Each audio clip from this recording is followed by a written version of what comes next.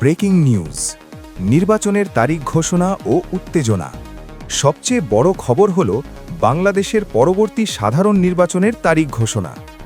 নির্বাচনের তারিখ, নির্বাচন কমিশন আনুষ্ঠানিকভাবে জানিয়েছে যে আগামী 12 ফেব্রুয়ারি 2026 তারিখে ত্রয়োদশ জাতীয় সংসদ নির্বাচন অনুষ্ঠিত হবে। গণভোট, একই দিনে জুলাই চার্টার বা জুলাই সনদের ওপর একটি গণভোটও অনুষ্ঠিত হবে। এটি বাংলাদেশের রাজনৈতিক ইতিহাসে একটি বিরল ঘটনা হতে যাচ্ছে।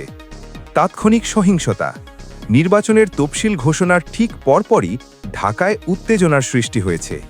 12 ডিসেম্বর অর্থাৎ আজ ইনকিলাব মঞ্চের মুখপত্র এবং ঢাকা 8 আসনের স্বতন্ত্র প্রার্থী শরীফ ওসমান হাদির ওপর গুলিবর্ষণের ঘটনা ঘটেছে। বিজয়নগর এলাকায় তার নির্বাচনী প্রচারণার সময় এই হামলা হয়। তিনি বর্তমানে হাসপাতালে আশঙ্কাজনক অবস্থায় আছেন। প্রধান উপদেষ্টা ডক্টর মোহাম্মদ ইউনুস এই ঘটনার তীব্র নিন্দা জানিয়েছেন এবং দ্রুত তদন্তের নির্দেশ দিয়েছেন। 2. রাজনৈতিক বিশ্লেষণ, আওয়ামী লীগের অবস্থান। এবারের নির্বাচনে শেখ হাসিনার দল বাংলাদেশ আওয়ামী লীগকে অংশগ্রহণের অযোগ্য ঘোষণা করা হয়েছে। এটি রাজনৈতিক মাঠে একটি বড় শূন্যস্থান তৈরি করেছে। বিএনপি ও জামায়াত, আওয়ামী লীগের অনুপস্থিতিতে বিএনপিকে প্রধান প্রতিদ্বন্দ্বী মনে করা হচ্ছে, তবে জামায়াতে ইসলামীও তাদের শক্তি প্রদর্শনের চেষ্টা করছে। নতুন রাজনৈতিক শক্তি, বৈষম্য বিরোধী ছাত্র আন্দোলনের নেতারা গঠন করেছেন জাতীয় নাগরিক পার্টি। তাদের 24 দফা ইশতেহার তরুণ ভোটারদের আকৃষ্ট করার চেষ্টা করছে।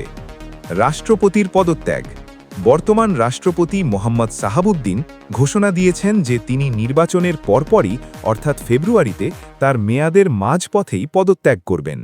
এটি পরবর্তী সরকারের জন্য ক্ষমতার পালাবদলকে আরও কৌতূহল উদ্দীপক করে তুলেছে। 3. অর্থনীতি, চ্যালেঞ্জ ও সম্ভাবনা। অর্থনৈতিক খাতের খবরগুলো মিশ্র, তবে চ্যালেঞ্জের পাল্লা ভারী।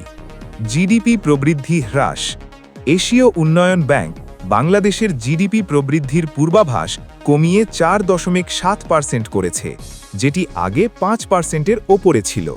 এর প্রধান কারণ হিসেবে রাজনৈতিক অস্থিরতা এবং রপ্তানি আয় কমে যাওয়াকে দায়ী করা হচ্ছে। মুদ্রাস্ফীতি, নিত্যপণ্যের মূল্যবৃদ্ধি বা মুদ্রাস্ফীতি এখনও 8%-এর কাছাকাছি বা তার বেশি থাকবে বলে ধারণা করা হচ্ছে। রেমিট্যান্স প্রবাহ, একমাত্র আশার আলো দেখাচ্ছে রেমিট্যান্স। 2024-25 অর্থবছরে প্রবাসীদের পাঠানো অর্থের পরিমাণ উল্লেখযোগ্যভাবে বেড়েছে, যা বৈদেশিক মুদ্রার রিজার্ভকে পতন ঠেকাতে সহায়তা করছে। 4. আন্তর্জাতিক ও ভূ রাজনীতি, রোহিঙ্গা সংকট ও মিয়ানমার। মিয়ানমারের চলমান সংঘাতের কারণে বাংলাদেশের সীমান্তে নিরাপত্তা ঝুঁকি বাড়ছে।